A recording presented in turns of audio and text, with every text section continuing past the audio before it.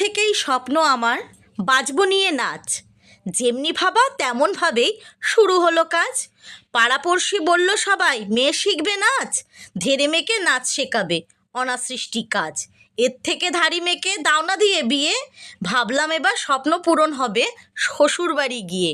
মা বলল বিয়ে হচ্ছে, নাচ করো বন্ধ। ভাবলাম আমি নাচ ছাড়া তো আমি অন্ধ। দাদারও তো বিয়ে হয়েছে, বাজায় কেন তবলা? মা বলল বন্ধ করো মুখে মুখে কথা বলা।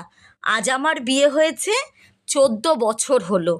নাচ ছাড়া জীবন এখন চলছে ভীষণ ভালো। আমার এখন মেয়ে হয়েছে 10 বছর হলো।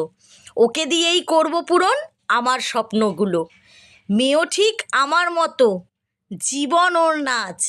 মেয়ের স্বপ্ন বাঁচিয়ে রাখা এখন আমার কাজ।